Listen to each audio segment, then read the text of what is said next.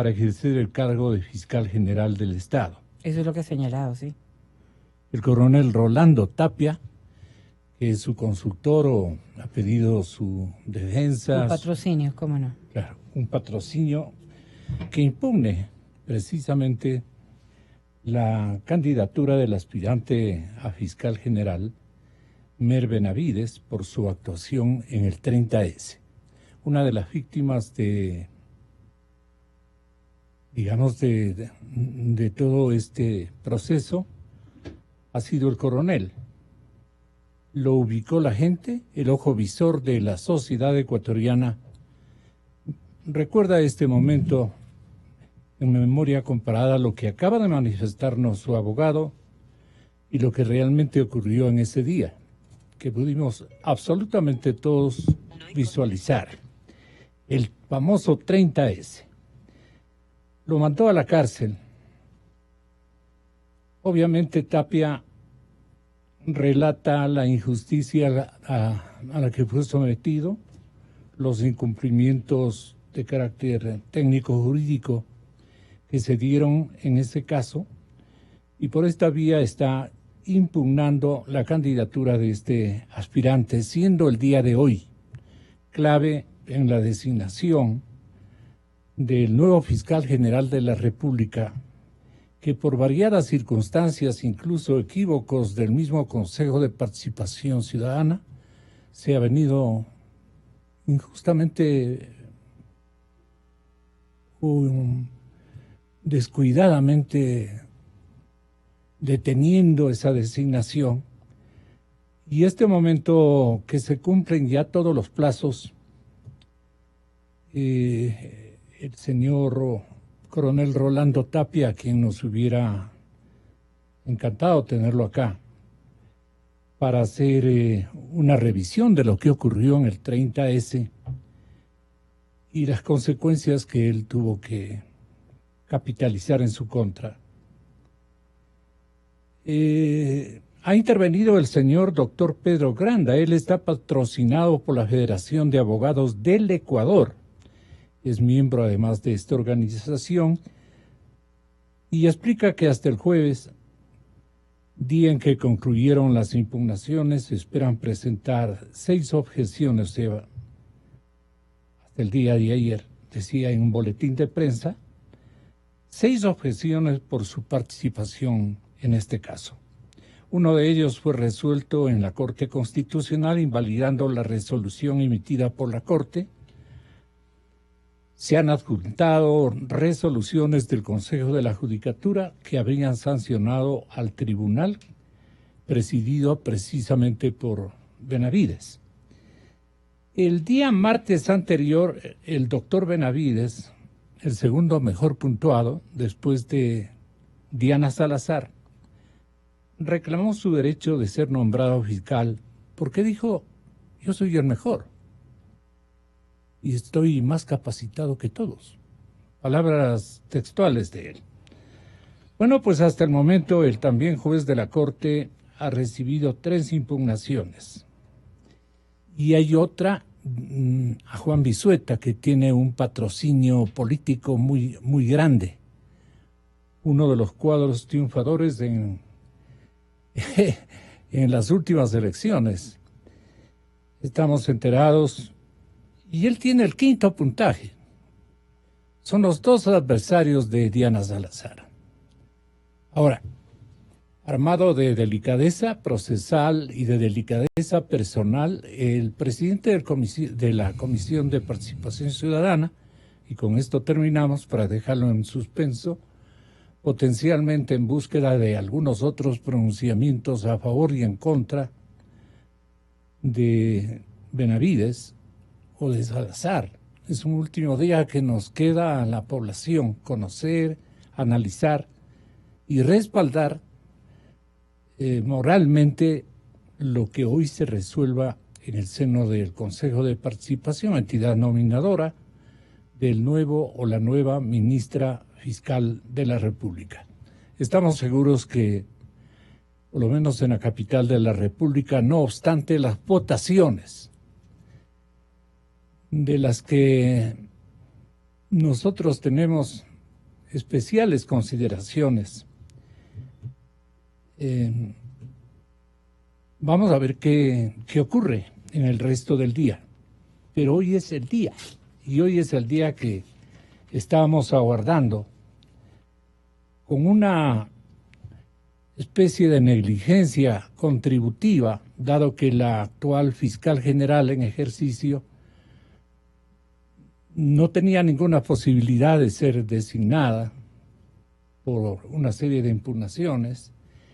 Ella se arma y configura una especie de desquite y se abstiene de decir lo que ella estaba en obligación de afirmarlo, precisamente porque lo que estamos advirtiendo es un nuevo liderazgo político en las instancias jurídicas del país, producto naturalmente del respaldo mayoritario y democrático que ustedes han ofrecido en el último comicio. Pero esto lo vamos a ver más adelante cuando analicemos requete bien, como dicen los chicos, este capítulo que no honra hasta este momento a la justicia ecuatoriana, a la tranquilidad social, y que parece que nuevamente hay un imperio que supuestamente la mayor parte de los quiteños del estado llano, de la clase media, alta y baja, los beneficiarios de toda la temporalidad correísta, hicieron que en Quito se muevan las frutas en favor de otra candidatura. Pero bueno, estamos para discutir aquello mientras nosotros pensamos, señoras y señores, que ha llegado el momento también de ejercitar una revisión respecto a nuevas revelaciones del secuestro del equipo periodístico del diario El Comercio. Se lo estaba intentando otorgar una cobertura especial, conduciéndonos seguramente al olvido y a una concreción de una tamaña injusticia. Por lo que nosotros nos hemos permitido esta mañana, damas y caballeros, invitar a los autores de Rehenes, el magnífico libro y testimonio de una revisión, si cabe el término, de los hechos suscitados en épocas anteriores y que alcanzan lo máximo de la investigación periodística sobre este caso. Saludo entonces a dos periodistas muy distinguidos que reciben el respeto de todos ustedes por su obra, porque nos van a dar exactamente las visualizaciones que ellos han establecido en este cronograma dramático sobre por qué ejecutaron a los periodistas del diario El Comercio y por qué hasta este momento no honramos sus nombres, sus ejecutorias de verdad y su vida dedicada precisamente a la tarea periodística en su máxima expresión, con todos los valores supremos. Y ahora, María Belén Arroyo y Arturo Torres, con nuevas revelaciones del secuestro del equipo periodístico del Comercio. Yo quiero que tenga la bondad, María Belén, de ser la primera en intervenir, porque no es que Rehenes no presumía, no presentía que habían cosas que todavía no se habían dicho, no se habían ubicado y esclarecido para detectar cómo se dio este crimen nefasto, producto de lo único que podemos hacer los periodistas, buscar la verdad. Es un ejercicio de búsqueda de verdad, como a cualquiera de nosotros, los que ejercitamos esta dura tarea, nos estaría esperando un atentado, Y nuevamente un atentado contra un colega periodista, como ocurre en otros países y en otros escenarios consumidos por el simple revuelo que ha provocado esas muertes en naciones como Centroamérica, México y otras latitudes. No pensamos que el Ecuador y sus mandatarios actuales, especialmente los órganos de la justicia, puedan virar la página sin establecer estas nuevas consideraciones que se han descubierto en últimas horas. Arturo Torres, María Belén Arroyo, Arturo Torres, son y constituyen una familia periodística dedicada a la verdad, a la investigación. María Belén trabaja para la revista Vistazo y Arturo Torres trabajó de buen tiempo para la Compañía Anónima del Comercio, pero este momento en un ejercicio fantástico de solidaridad profesional y humana han establecido este episodio que ahora va a tener otros relieves. Quisiera que nos haga constatar, María Belén, ¿en qué punto clave estamos respecto del esclarecimiento de la muerte de nuestros compañeros? María Belén, bienvenida, muy buenos días. Gonzalo, buenos días. Gracias a usted por este privilegio. Les hice madrugar en una mañanita complicada, pero muchas gracias más bien por la necesidad invitación. No, hemos aceptado con mucho agrado. Buenos días a los oyentes de Radio Democracia. Gracias por escucharnos. Gonzalo, usted decía con propiedad, estamos viviendo unos días de nubosidad en Quito. Unas partes llueve, en otras partes hay tormenta. Sobre el caso del secuestro de los 3 periodistas, estamos viviendo bajo una nube de desinformación y de contradicciones. Con esa presunción es que hace aproximadamente un poquito menos de un año con Arturo, que somos esposos y colegas, emprendimos este viaje periodístico de búsqueda detrás de las huellas de nuestros 3 colegas, entendiendo que no eran 3, sino 10 las víctimas del conflicto en la frontera norte en su momento más crítico, los primeros meses del año 2018. Sabíamos que estas 3 muertes nos horrorizaban por las condiciones en que se dieron, sin embargo nos dolieron las 10 muertes porque llegamos finalmente a la conclusión de que todas se hubieran podido evitar. Ese es, en suma, uno de los planteamientos de este trabajo periodístico publicado en Rehenes. Yo, este momento, para quienes nos escuchan y gracias al arte de la radio se pueden imaginar, estoy abriendo la página 163 del libro Rehenes y voy a citar un poquito de los chats que nosotros reprodujimos. Ese primer chat, lunes 26 de marzo del 2018, después de las 5 de la tarde, un mayor de policía recibe la información de Guacho de que ha secuestrado a 3 periodistas. Y les dice: te pido de favor especial que tengas lo último de paciencia, Guacho. Le contesta el secuestrador: así es, y porque esos HP no sueltan mis pelados, y yo dejo de atacarlos. Si en media hora no me das una razón clara, espere mañana noticias de sus 3 muertos. Respuesta del mayor: ahorita, al igual que siempre, ya di a conocer tu pedido, Guacho. Solo espero respuestas de mis superiores. ¿Y qué le dice Guacho? Solo hazles llegar el video. Punto. Abrimos nosotros un paréntesis y ponemos: no es claro a qué video se refiere. Cerramos paréntesis, termino de citar página 163 del libro Rehenes. Hace 2 días, gracias a una revelación del portal periodístico Código Vidrio, que dirige Arturo, se conoce finalmente de qué video estamos hablando. Para cuando redactábamos Rehenes no sabíamos qué video. Y es esta, precisamente la primera prueba de vida en la que habla. El video en total, la pieza, toma 1 minuto 18 segundos, sí, me parece. Lo tenemos. Lo Felipe tiene en el área de televisión el video. Usted puede ordenar el instante que podamos ponerlo al aire. Yo creería que es el momento pertinente para que la audiencia le escuche y le dé la significación que tiene.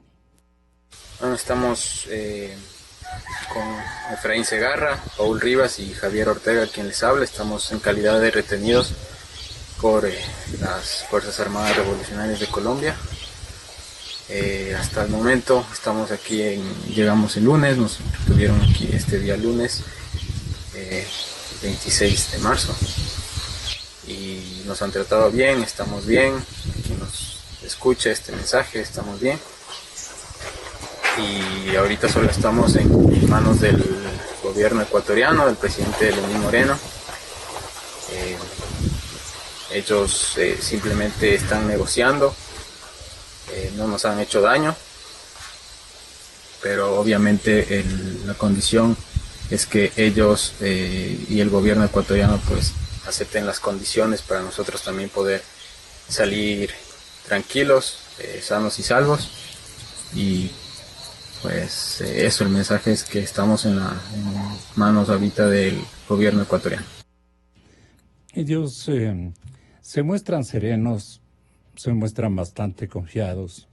Sin embargo, sí hay una sensación, María Belén y Arturo, no sé si ustedes, una sensación que se inaugura con unas inflexiones de voz de desconfianza en lo que están haciendo, en el lado potencialmente que lo están parando, los está amparando, o los estaban amparando.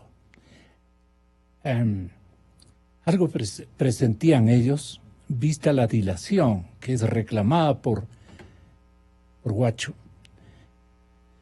y que refiere al último plazo prácticamente que este guerrillero abatido, si se llama guerrillero, ha matado a sus propios compatriotas de una manera tan injusta y cobró por ello una vendetta de la institucionalidad militar colombiana, con naturalmente no el agrado, sino la razón que de complacencia, si cabe, no de complacencia, la razón de una reacción lógica que toda la comunidad ecuatoriana o gran colombiana, diría yo, emitió en esos momentos.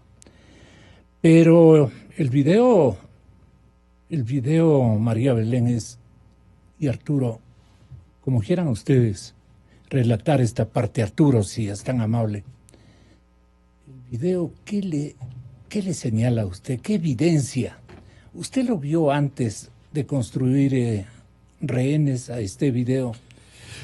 ¿Cuál es para que conozca el público, ¿no? ¿Y por qué no consta este video como una pieza fundamental? Entonces van a decir, ¿quién ocultó? ¿Por qué no se conoció? Que ahí está el quid del asunto para mí. Ahí está el quid del asunto y nosotros tenemos que decir la verdad, Arturo. Sí, es.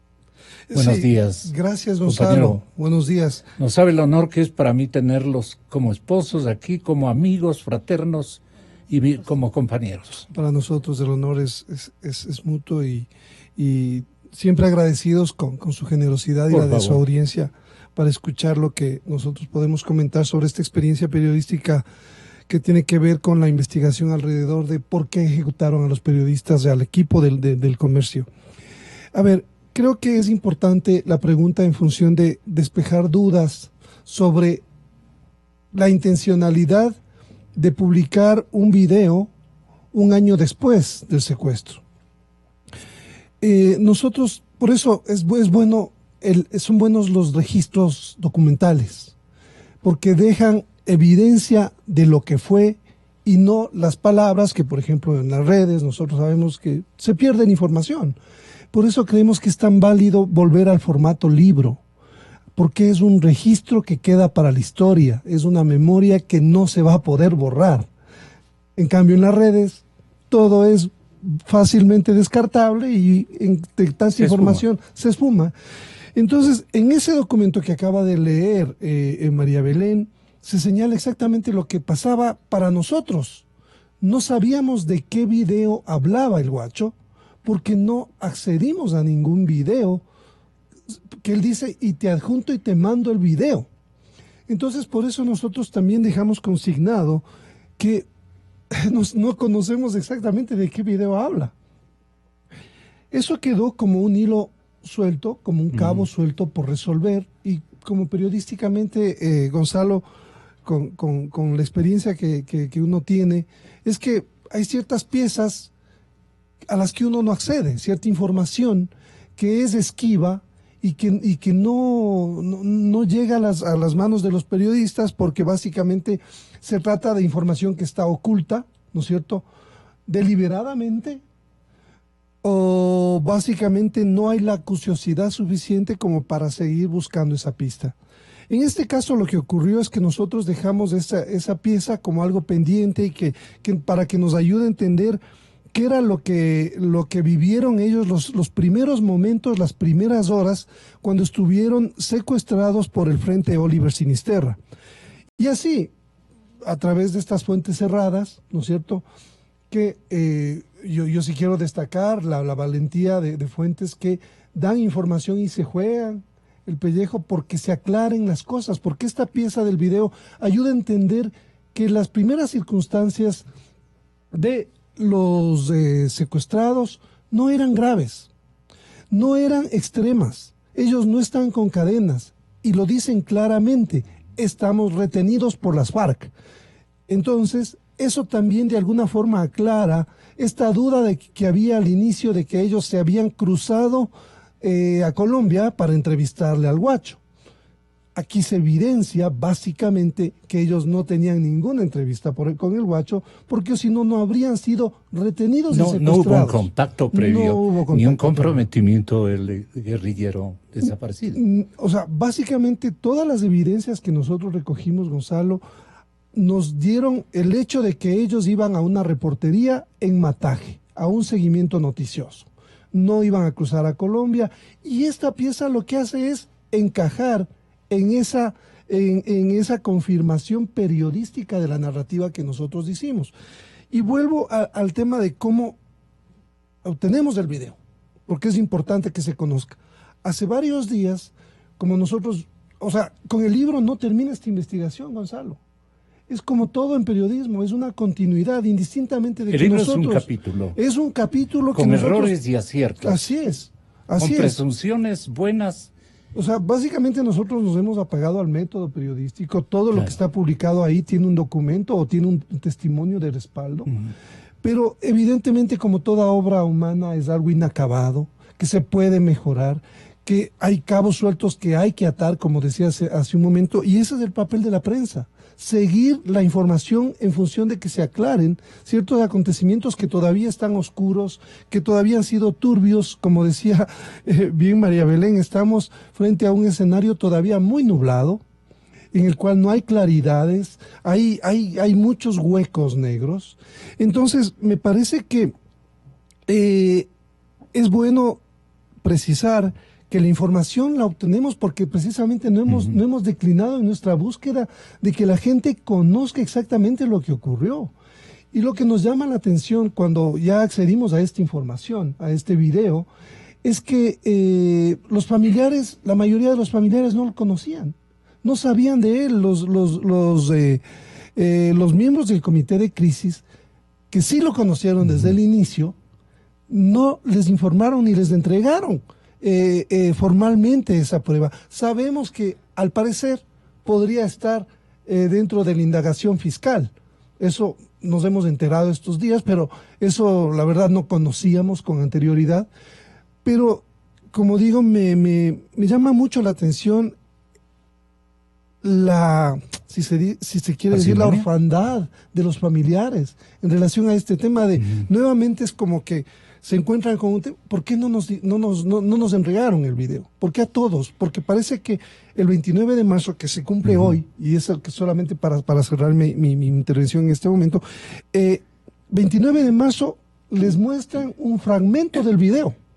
Una persona que básicamente está en el comité, no hemos podido identificar quién es esa persona, que no es una autoridad, pero que les muestra un fragmento del video a uno de los familiares, Y les dice, miren, sí, está bien. ¿Por qué? Porque el 28 de marzo se había anunciado que les iban a liberar. Y para tranquilizarles, les llaman el 29 de marzo a los familiares para decirles, no, están bien, o sea, si hay unas pruebas de vida. Entonces, forzados por las circunstancias, ¿no es cierto?, van dando información a los familiares. Y esta ha sido como una queja recurrente de los parientes de los secuestrados, del hecho de que, ¿por qué a cuenta gotas la información? Que por lo menos ellos tienen derecho para estar tranquilos y saber en qué condiciones estaban sus familiares, y de alguna forma yo creo que esto les habría dado mucha más tranquilidad en ese momento, porque se sabía que los iban a liberar, y eso es otra cosa también muy importante. Qué complicado. Pero tenemos que preguntar lo que hay que preguntarnos. Aquí viene una gran interrogante entre todos los ecuatorianos, y es una gran interrogante de lógica absoluta. El coronel Saldumbide, María Belén, conoce la plena de lo que ocurrió en las instancias en que ya presagiaban asuntos muy peligrosos. Describían el sufrimiento que inauguraron después de esta intervención nuestros 3 compatriotas. Ellos no se quedaron ya tranquilos. Este exhorto, este pedido clamoroso, dramático del coronel Saldumbide, el momento en que habla con el captor, estoy aludiendo naturalmente a Guacho, a través del teléfono, le dice, mira Guacho, como vuelvo y te repito, por favor, quiero que me ayudes y me comprendas algo. Los eventos que han pasado y que han afectado a la población ecuatoriana han generado retrasos en los diálogos. Ponte en nuestros zapatos. Ahora te pido de favor muy especial y como creyente que eres en Dios, no afectes la vida de esas personas. El coronel sabía que lo capaz que era este soldado. Le está ya prácticamente invocando que no mate a nuestros 3 compatriotas. Él le conocía a María Belén. Usted puede proseguir. Gonzalo, gracias. Es bien pertinente aclarar. No se trata de un coronel, sino de un mayor de la policía. Es tan importante lo que usted menciona como contexto. Es tan importante entender que el 12 de enero del 2018, en una operación policial con grupos de élite, llegan a Mataje y detienen estos grupos de uniformados a 3 hombres, Cuco, Tobón, Cuajiboy, en una casa humilde, pero con explosivos. Les llevan detenidos. Esa noche hay dilemas si deben o no permanecer en el cuartel de San Lorenzo. Al final les llevan a Esmeraldas y terminan estas personas llevadas a la cárcel, al centro de detención en La Tacunga. Al día siguiente, y precisemos el 13 de enero del 2018, la persona que estaba transitoriamente a cargo del comando policial, del distrito policial de San Lorenzo, vale decir, el mayor de policía, Saldumbide, recibe la primera comunicación por parte de alias Tigre, que le exhorta a liberar a esos 3 hombres. Y, ¿qué es lo que pasa? Que alias Tigre, que es el primero que le contacta y le dice, suéltales a los hombres, le identifica, le asocia como un coronel, le da el grado de coronel, piensa que es un coronel porque está a cargo. Y eso es bien importante entender, porque en las semanas previas se había producido un reordenamiento interno a nivel de ese distrito, de ese comando de San Lorenzo, y había salido un teniente coronel que estaba al mando. Eso es bien importante precisar, y nosotros nos dedicamos, prácticamente le dedicamos un capítulo y tiene el título Les va a llover bomba y bala, que no son palabras nuestras, son palabras de Guacho. Desde enero hubo un nivel de conversación entre los representantes del Frente Oliver Sinisterra. El primer hombre que le contactó se identificó como Tigre. Posteriormente ya hubo, el 20 de febrero del año 2018, hubo una llamada atestiguada por el superior, ya estaba una persona a cargo del cuartel de policía. Él escuchó que le llamaron al mayor Saldumbide. El mayor le pidió a una persona que era el conductor de su jefe y le dijo grabe, y la grabación quedó registrada. Le hemos dado un peso y un contexto a estos diálogos y los hemos reproducido. ¿Por qué? Con miras a buscar la verdad y a entender y a dejar sentado que desde enero y en febrero y en marzo había niveles de comunicación entre Guacho y un representante de la fuerza pública, y eso en todos ellos ya le dice, libera a los 3. Por eso, no es por otra razón, que el 26 de marzo a las 17 horas, el primero que se entera, de labios si se quiere, por el chat del captor, es este mayor. Y ese mismo día ya le dice, y ustedes han escuchado un poco el chat, le está hablando de la liberación de los 3. Así. Nos extraña y nos sorprende a nosotros cuando leemos este contexto, que esa primera noche no les dicen a los familiares en el comité de crisis que el captor es Guacho, no les dicen, cuando ya lo sabían, porque en el comité de crisis estaba un representante de la UNACE, un representante de la Dirección de Inteligencia, a donde estaba, ya perteneciendo a donde había sido trasladado el mayor de policía. Esa la planteamos como una de las interrogantes iniciales, una de las contradicciones iniciales y una de las señales de que hubo ocultamiento de información a las familias. Al ver el desenlace, nosotros nos hemos propuesto el desenlace fatal, no para los 3, para los 10 que murieron. Nosotros nos hemos propuesto desde lo periodístico responder las razones. Y solamente un detalle adicional, Gonzalo, que es importante también que se esclarezca, porque claro, releemos y encontramos más preguntas. Esa es la realidad. O sea, una que me ha surgido es, por ejemplo, ¿por qué, si es que se conocía en detalle desde enero hasta marzo, cuando ocurre el secuestro, la policía lo sabía? No era solamente el mayor Saldumbide, sabían generales, porque él informó a generales de este tema. No está claro. Saldumbide. Saldumbide informó, por ejemplo, a su jefe, a su jefe de la Dirección General de Inteligencia y a otros generales que estaban al tanto. Llama profundamente la atención. Y claro, ahí no sabemos nosotros si el nivel político estuvo enterado de esto, eso no hemos todavía documentado, pero lo que más en este caso me preocupa a mí es que toda esa información que sabían y conocían cuáles eran las exigencias de Guacho no es trasladada al equipo negociador que se encarga y que es delegado para el canje de los periodistas. Es sumamente extraño que lo mínimo que uno espera de un equipo negociador es que le trasladen toda la información de quién es el secuestrador, de qué ánimos tiene, de qué es lo que está buscando. Nunca, en ningún momento de los chats que hemos revisado de la negociación en sí, ya después del secuestro, nunca les dan un dato concreto, Gonzalo, nunca les dicen, no saben quiénes son los 3 hombres que pide Guacho. O sea, hay una serie de generalidades. Eso es impresionante. ¿Cómo es que puede haber tantos vacíos de información si tenían los datos la policía?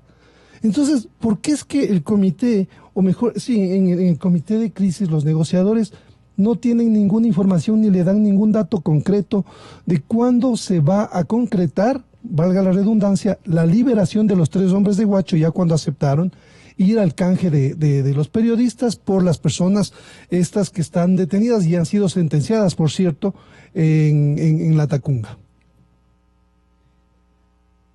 Bien, dice usted, a las 17:35, narran ustedes lo siguiente, no importa que seamos repetitivos. Teléfono en mano, el policía salió desde el lugar donde se hallaba en la zona histórica y llegó a la dependencia policial, donde comunicó a su superior la noticia. Guacho había secuestrado a 3 personas. Estamos regresando un poquito. A las 17:35, por el mismo sistema de mensajería, el mayor Zaldumbide recibió la foto de los 3 hombres. El más alto del grupo aparece con gorra. En el centro, el más joven, con impecable camisa blanca.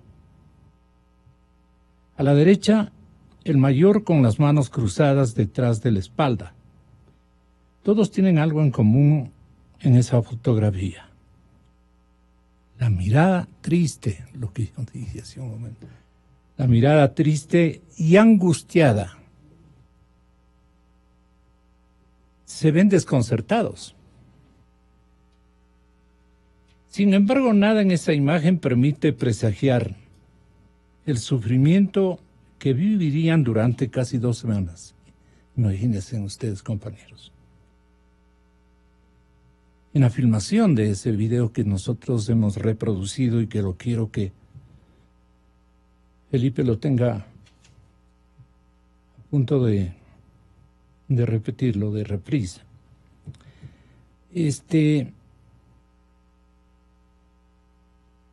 Aunque no lucen cadenas ni tienen las manos amarradas, ya habían perdido la libertad para siempre, escriben ustedes. Al atardecer del último lunes de marzo, los primeros en enterarse del secuestro fueron oficiales de la inteligencia policial, pero desconocían los nombres de los cautivos. Mientras tanto, el mayor Zaldumbide intentaba aplacar la ira del captor a través de mensajes en su teléfono. Mira, guacho, vuelvo a repetir. Como vuelvo y te repito, por favor, quiero que me ayudes y me comprendas algo.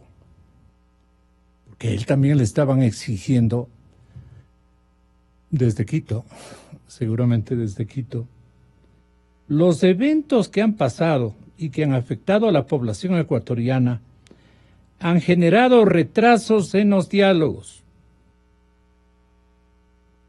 Ponte en nuestros zapatos, por favor, queremos garantías y respeto a la vida, y respeto a la vida de ellos, dice. Y solo te pedimos eso. Ahora te pido de favor muy especial y como creyente que eres en Dios, no afectes la vida de esas personas que tienes retenidas. El mayor también ya se daba cuenta, y en esta parte María Belén, quiero que me ayude. Dice, ahorita me comuniqué con mis superiores para darles a conocer lo que me dices de estas personas retenidas. Y estoy esperando respuestas por parte de ellos. Ayúdanos, por favor. Sé que eres inteligente y que me entiendes, guacho. Sí, claro, yo tengo la culpa. Y Correa, ¿verdad? Día tras día van a tener lamento por su país si se dejan llevar por Colombia. Amigos, si se dejan llevar por Colombia. Amigos, no te estoy diciendo eso, guacho. Solo quiero que me ayudes. Por favor, comprendiendo que el Ecuador toma decisiones propias y no dependemos de nadie. Se daba cuenta él, el guerrillero. Y también entiende que yo no tomo decisiones inmediatas. Tengo mis superiores, a quienes les hago conocer tus pedidos. Ellos son quienes tienen la última palabra. Esto escriben ustedes. ¿Tienes minutos para la respuesta? Si no desaparecen, ¿escuchaste eso? ¿Y la guerra se incrementa más y más en su país, mijo? Lo que digo lo cumplo. Ciudadano que agarre lo mato. Ustedes llevan a eso. Les dije que no se metan con mi familia y mis guerrilleros. Que no se metan con mi familia y mis guerrilleros. Y lo hicieron. Vamos a ver quién resiste más, una guerrilla o un soldado ecuatoriano. Te pido de favor especial que tengas la última paciencia, guacho, le implora prácticamente el mayor. Así porque esos hijos de puta no sueltan a mis pelados. Así. ¿Y por qué esos hijos de puta no sueltan a mis pelados? Y me disculpa la comunidad que tengo que leer con las propias, porque el hombre ya comenzó a irritarse al más alto nivel de su conducta tradicional, que simulaba ser pacífico, frío en la toma de sus decisiones, pero que era un hombre firmemente exasperado. Si en media hora no me dan una razón clara, esperen noticias de sus 3 muertos. Ahorita, al igual que siempre, ya di a conocer tu pedido, Guacho. Solo espero respuestas de mis superiores. Solo hazles llegar el video. No es claro a qué video. Ya sabemos qué video es el que acabamos de escuchar.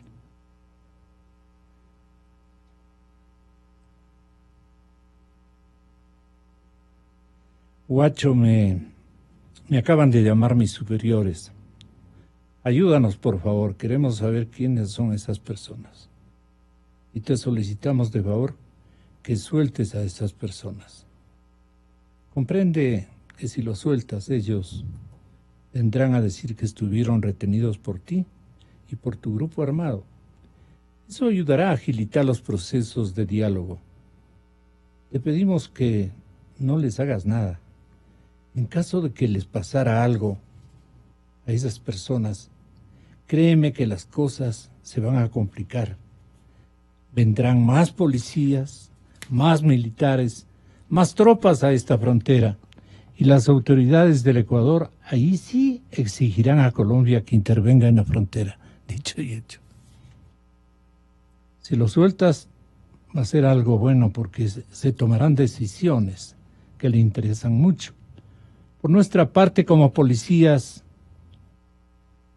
si dependiera de nosotros,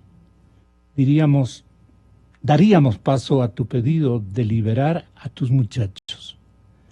Pero sé que me entiendes y sabes cómo se maneja eso. Ellos están a órdenes de los jueces y fiscales del país. Por eso tenemos que hablar con ellos y ver las formas de cómo ayudarte con tu pedido.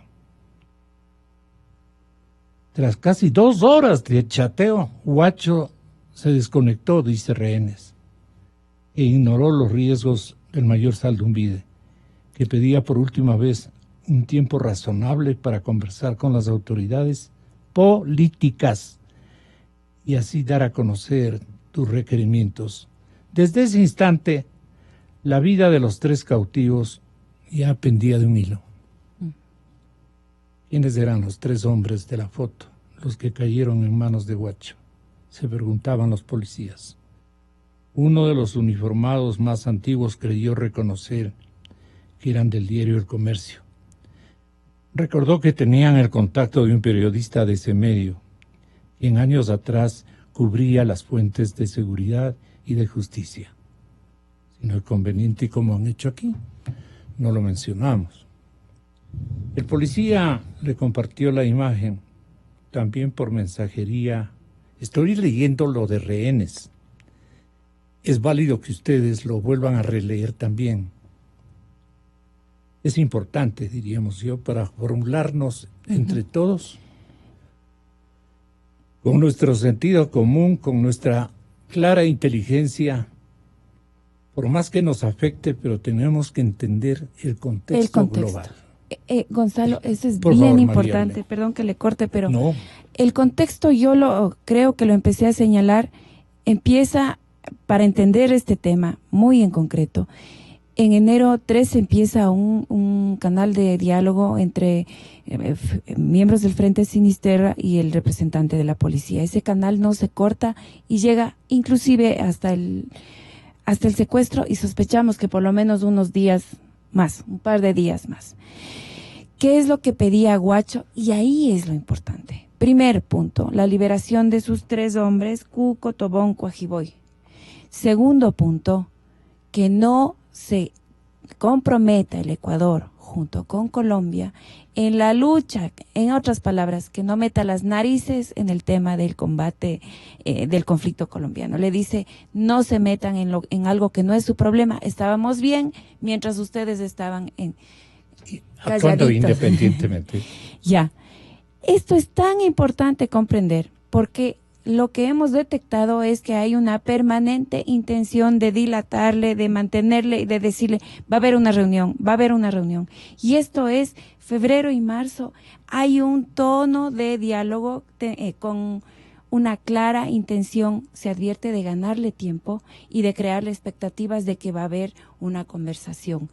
Es de ese instante, no es en el cautiverio, cuando se le ha dado a Guacho el estatus de un interlocutor del Estado ecuatoriano. Ojo, no es en el cautiverio, es cuando ya hubo un tono de negociación. Y voy a permitirme ubicar la página 121 porque el martes 6 de marzo, el mayor de la policía, que siempre puso en conocimiento de sus superiores lo que estaba pasando, le escribe a su jefe, un coronel de la Dirección General de Inteligencia, y le dice: recomiendo, mi coronel, que se tomen decisiones respecto a las comunicaciones recibidas, abro paréntesis, del Guacho, ya que al individuo se le nota presionado y requiere resultados inmediatos. Como usted se ha dado cuenta, mi coronel, he cumplido con la misión de ganar tiempo y prolongar más comunicaciones telefónicas, pero los individuos ya indican que se les está, pido perdón, mamando gallo, cierro esta es palabra textual, y que de no tener resultados tomarán decisiones como frente armado. ¿Qué es lo que pasa? Que estamos en el 6 de marzo. El 10 de marzo le vuelve a llamar, esta vez no es Guacho, sino una persona que se identifica como Andrés Sinisterra, y le dice que el patrón está alterado porque no se agenda una reunión personal para tratar sobre un convenio de paz. Este convenio de paz implicaba: no ataquen a nuestros uniformados y no atacamos a sus civiles. Pero ¿qué pasa? El viernes 16 de marzo se produce esa madrugada, con orden judicial, un allanamiento a la casa de Guacho, y la amenaza sube de tono y de intensidad. Voy a citar lo que le escribe Guacho en el chat. Hola, ¿qué más? Anoche sus tropas se metieron a mi casa y maltrataron a mi familia. Y eso sí es grave, panita. Aténgase a las consecuencias con todo su país y sus gentes, civiles, militares y policiales. Lo que les dije, no se metan con mi familia. Mañana le pongo una bomba en ese puta Quito. Sigan con los enlaces con Colombia. Maltrataron a mi familia anoche y por eso tienen que pagar. Estamos hablando del 16 de marzo. Ya hay una amenaza concreta a civiles, militares y policiales. Esa amenaza sube de tono el 21 de marzo cuando nuevamente le dice que le declara la guerra al Estado ecuatoriano. Guacho le declara la guerra. Sí, pero es también, perdón, válido entender una cosa que es importante y que hay que... ¿por qué Guacho reacciona así? Porque ahí también es bueno mencionarlo. El gobierno empieza a golpear las estructuras. Este gobierno empieza a golpear las estructuras de Guacho desde fines del 2017. Entonces, eso no había ocurrido. ¿Y si nos dicen dónde están los hechos de los golpes que estaban dando empiezan en simultáneo? A hacer capturas desde octubre del 2017, ¿no es cierto? Empiezan a detener gente del Frente Oliver Sinisterra y empiezan a haber realmente acciones sostenidas contra los disidentes del Frente Oliver Sinisterra, lo que no ocurría la década anterior. Eso también es importante porque es una parte crucial, porque eso es lo que genera la reacción de Guacho, porque finalmente empieza a actuar la policía y las Fuerzas Armadas, una cosa que no había ocurrido de forma sistemática anteriormente. Entonces, empiezan también a trabajar en cooperación con Colombia y se firma en febrero el Acuerdo de Pereira, en el cual ya se establecen operaciones combinadas, por ejemplo. Se establece no solamente intercambio de información. Entonces, por eso Guacho dice que se metió el Ecuador en el conflicto colombiano, porque firmamos un acuerdo de convenio, un convenio entre los presidentes de Ecuador y Colombia para enfrentar las amenazas comunes en la frontera. Eso es también, como decía hace un momento, relevante entender, porque el gobierno hizo lo suyo inicialmente, me parece que esa fue una respuesta que tenía que dar el gobierno, la policía y Fuerzas Armadas. Lastimosamente luego vemos que hay estas fallas y estas descoordinaciones, estos vacíos, que también hay que entender, es inédito en el país un secuestro de periodistas en medio de una complejidad donde los sistemas de inteligencia estaban desestructurados, tenían lealtades con el anterior gobierno, una CNAIN debilitada. Llegamos ciegos a la crisis de Esmeraldas. Entonces, básicamente el gobierno llega de alguna forma ciego y con las manos atadas, sin saber cómo negociar, cómo enfrentar una crisis de esta magnitud. El estratega y el diplomático era el mayor. En un momento dado, de él dependimos mucho tiempo. Claro. Y actuó con gran talento. Eso tenemos que reconocer, ¿no? Porque de lo contrario el desenlace habría sido antes. Los entretuvo de alguna manera, a ver si notan una apreciación. Lo importante es saber que él todo el tiempo reportó a su estamento superior, y estamos hablando de instituciones que tienen niveles de jerarquía. Él cumplió con reportar al estamento superior.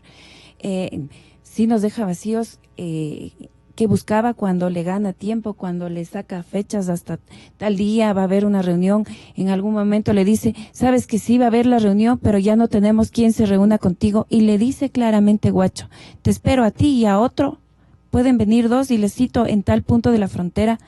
Ahí podemos presumir que ya estaba planteando un secuestro. Te espero a ti y a otro. Ven con otro, con un compañero tuyo, y conversemos en paz.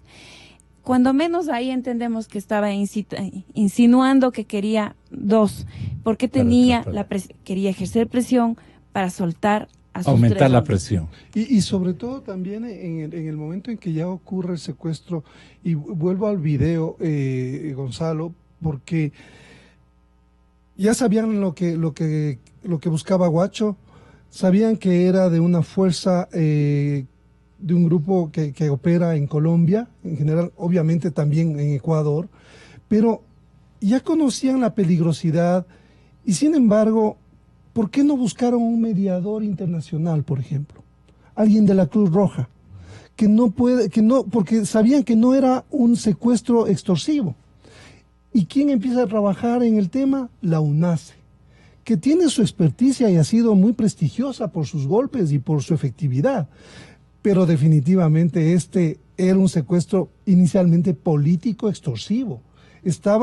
Guacho se puso en calidad de un mandatario para confrontar a dos estados. Con territorio propio. Claro, entonces esa complejidad necesitaba un negociador con mucha más experiencia y mucho más neutral.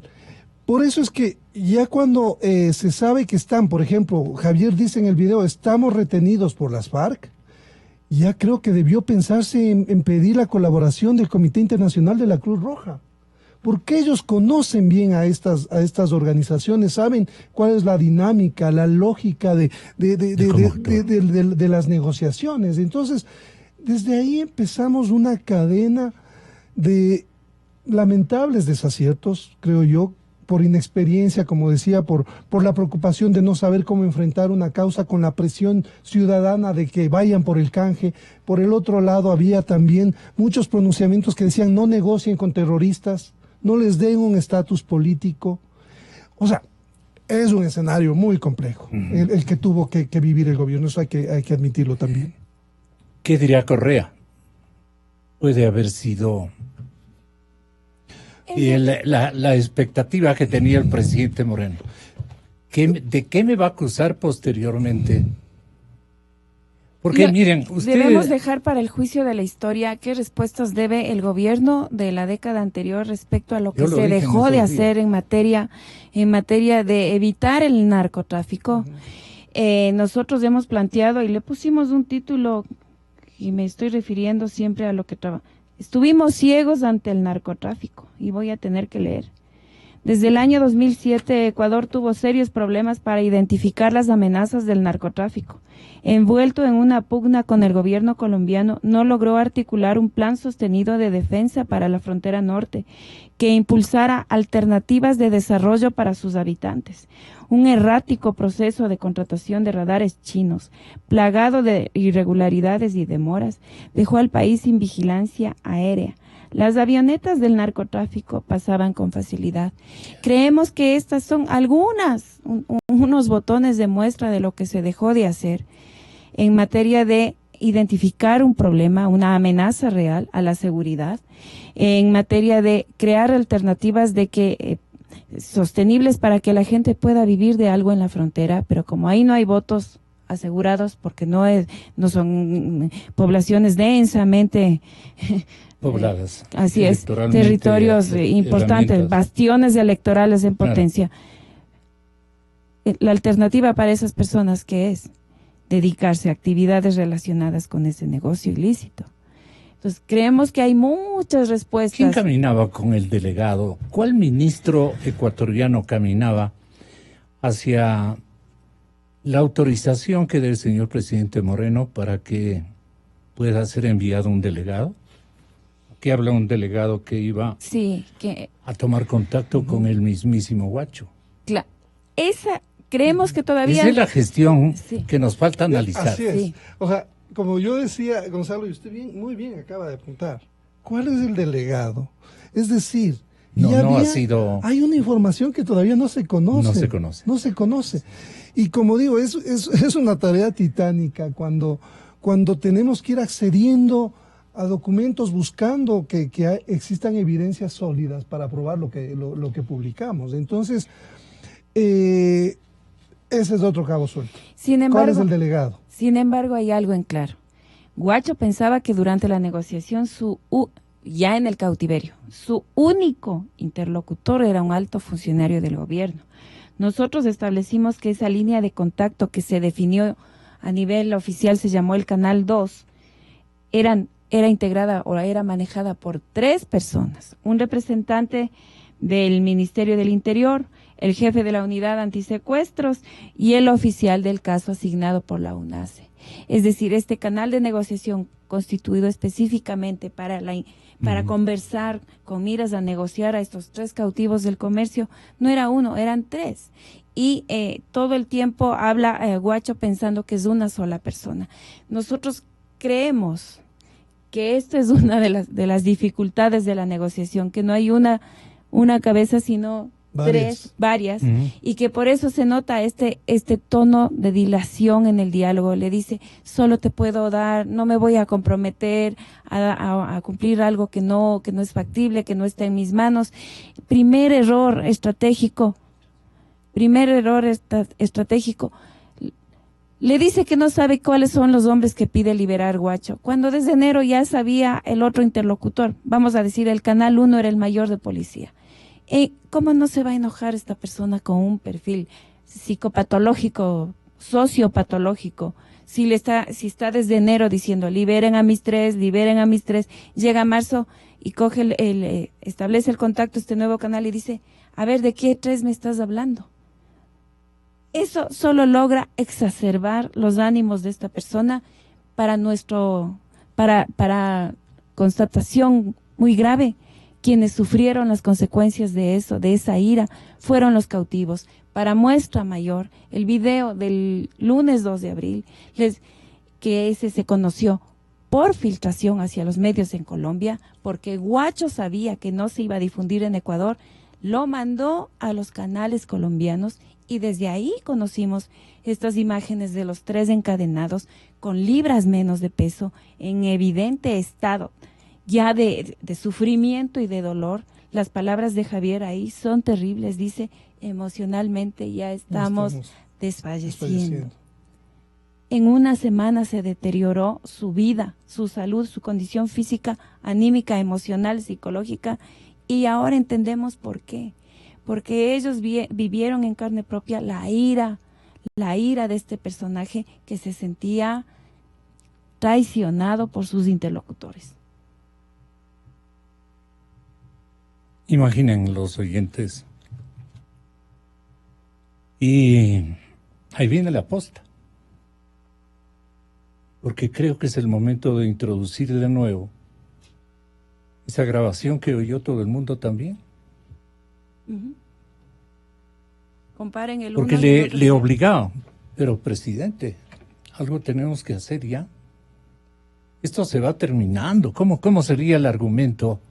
Ustedes tienen de alguna manera un acercamiento a lo que se lidiaba en el otro lado, al punto que lo que descubrió el equipo periodístico de investigación de La Posta fue esto.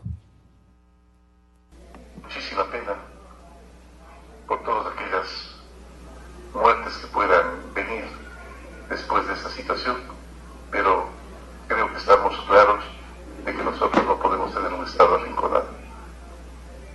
Yo creo que el principio elemental de dignidad de un pueblo, de una ciudadanía, de un gobierno y de un Estado va bastante más allá que la vida de una o de unas pocas o algunas personas.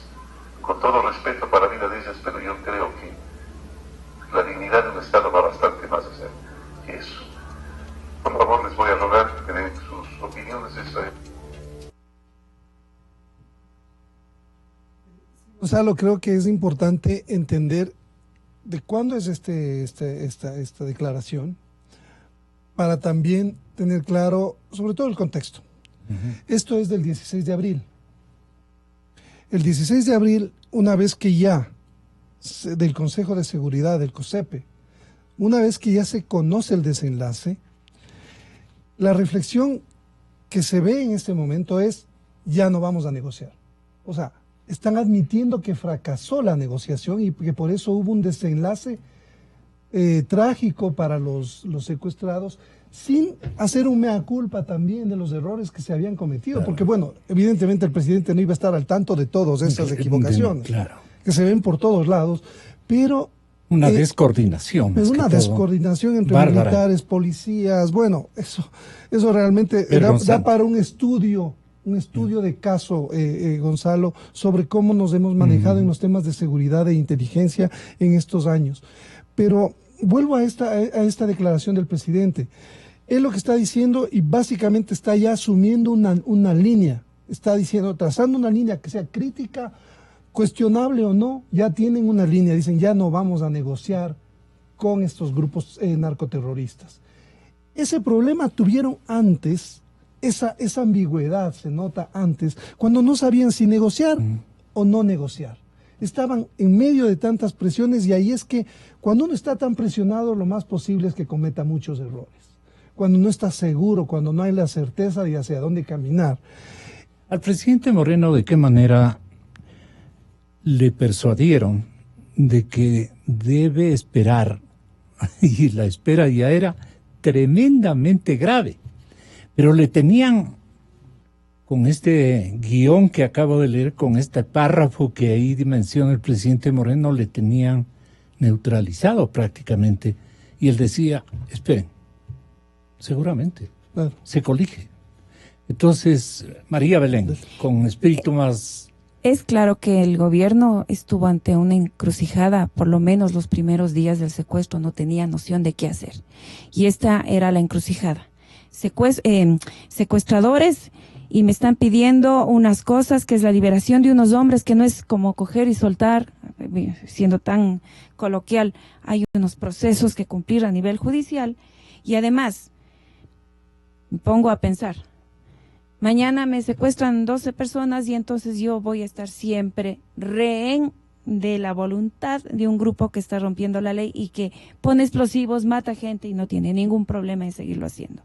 Esa era la encrucijada. ¿Quién le recomendaba esto? El pálpito periodístico. ¿Quién le recomendaba al presidente mantenerse? Esa era la tesis de Colombia, y recordemos, esa es la práctica de Colombia. El ministro de Defensa de Colombia, su hija fue secuestrada en su momento por las FARC. Y él esperó a la joven, tenía creo que menos de 20 años, está citado el caso en esta investigación. Le liberaron meses después en una zona de Colombia y regresó con vida. la presión para no acceder a las demandas venía principalmente... Ejemplificaron en ese caso. Venía principalmente desde Colombia. Pero era el caso totalmente distinto. Era un caso distinto con unos matices que no se habían analizado. Iguales. Entonces, primera presión que se tenía. Y segunda presión, corrígeme Arturo, nosotros estamos planteando que además hubo operaciones de las policías de Colombia y Ecuador al amparo del acuerdo de Pereira firmado a mediados de febrero del 2018 en un contexto también. 2 semanas antes hubo la explosión de un coche bomba cargado con explosivos caseros en la parte posterior del cuartel policial de San Lorenzo, sin víctimas. ¿Pero qué provocó eso? La llegada del FBI de Estados Unidos, de un agente que investigó la terrible devastación en las Torres Gemelas. A semanas seguidas, a las 2 semanas se firma este acuerdo que dice, los 2 presidentes se comprometen a tener acciones para evitar amenazas comunes, conjuntas, pero además las fuerzas uniformadas de los 2 países pueden intercambiar información y pueden hacer acciones conjuntas, combinadas. Así nos dijeron las fuentes por nosotros consultadas, porque hay que decir, rehenes no es el trabajo de la filtración de un audio, con un montón de respeto para los colegas que sí trabajan así. Rehenes es el trabajo de una contrastación de 9 meses en 2 países, con fuentes abiertas y cerradas, documentales y testimoniales. Y si estamos hablando entonces de centenares o de miles de documentos analizados y de centenares de personas entrevistadas. Entonces, ahí tenemos claro que podemos ir y presentar contextos y no piezas sin contexto que nos es difícil leer hacia nuestras audiencias.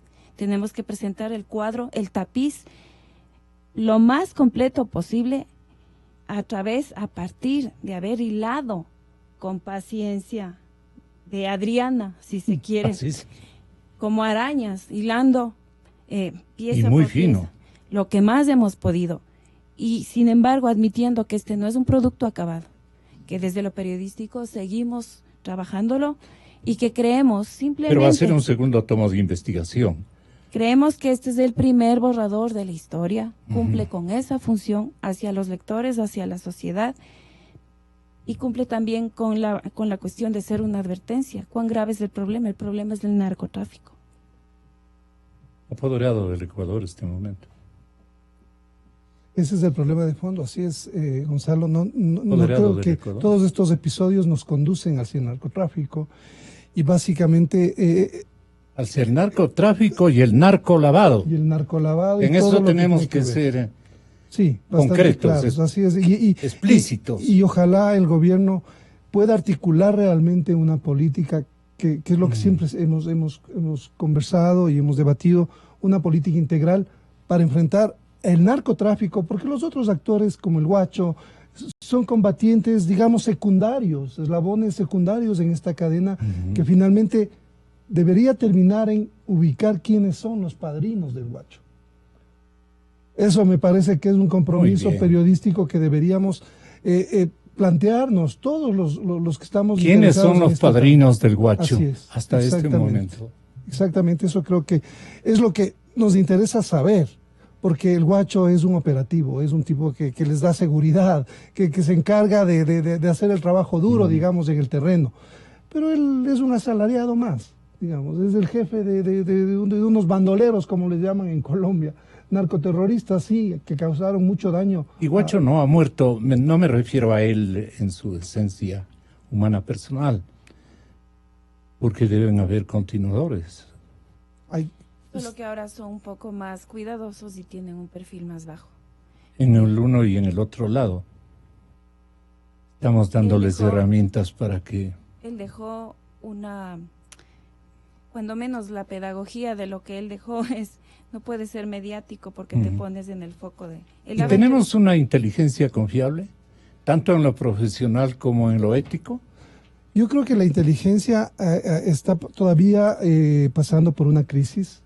No se ha estabilizado totalmente el sistema de inteligencia, todavía sabemos que hay problemas, porque en un año se han nombrado ha habido 4 cabezas de la ex Senaín, hoy sí es, y también hay investigaciones en marcha sobre equipos que se pudieron haber sacado para hacer espionaje por fuera. O sea, este es un problema medular que el gobierno todavía no logra estabilizar, ni logra entender, creo yo, desde mi humilde punto de vista, magnificar la importancia de tener un sistema apropiado de inteligencia confiable, que le ayude a tener escenarios de las amenazas que se vienen para el Estado y para el gobierno.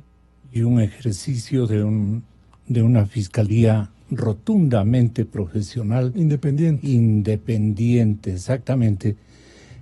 Y vayan pensando en los resultados de este domingo pasado también. Vayan pensando en aristas que quedan y que tienen relación. Vayan pensando en nuestros compañeros, los medios rotundos que yo les llamo. Todavía funciona, es que no está en el periódico. Las redes se ponen a trabajar y aunque no creemos fielmente en ellas, pero ellas sí trabajan. Claro, y sobre todo, solo un punto, Gonzalo, de inteligencia que me parece que es clave. ¿A qué intereses está sirviendo en este momento la inteligencia? ¿Hay intereses de grupos? ¿Hay intereses políticos? ¿Hay intereses económicos? ¿Hay intereses del país? Ciertamente no todavía. O sea, no vemos esas señales.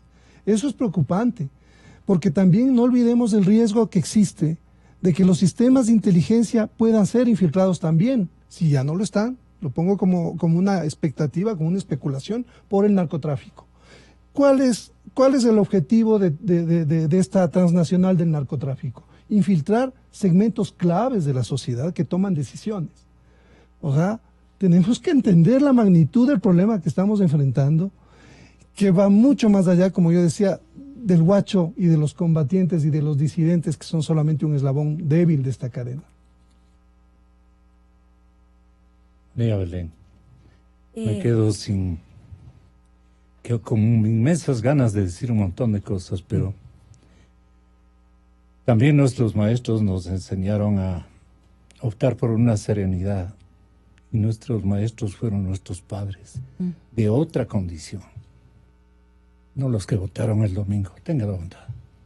Bueno, yo también me quedo con un montón de palabras pendientes y lo que diría es, en la medida que nosotros como sociedad nos vayamos enterando, nos vamos a empoderar de este problema, vamos a tener ojos más abiertos a la hora de votar por un candidato, vamos a exigir que nos aclare de dónde viene su financiamiento, a qué grupo representa. Eso es lo que nos queda como sociedad. Ser más proactivos para entender y para descifrar y para decir, yo no quiero tantos candidatos, quiero candidatos que no tengan vinculación con ningún grupo transnacional del crimen. Quiero certeza de que voto por gente limpia y que llevo al poder político a gente que no está contaminada con este problema. En la medida que nosotros podamos empoderarnos hacia eso, la muerte de Javier, Paul, Efraín, 4 marinos, Oscar, Katy y el soldado Wilson y la Quiche, no habrá sido en vano. Que ellos dieron lo mayor que se tiene, la vida. Y a nosotros nos toca asumir el compromiso de empoderarnos como sociedad. Sin amilanarnos. Abrir los ojos ante un problema. Es más cómodo mirar a otro lado. A nosotros como periodistas nos ha tocado circunstancialmente la misión de decir, abramos los ojos. Y en la medida que la gente se empodere, nosotros también habremos cumplido el papel que nos ha tocado.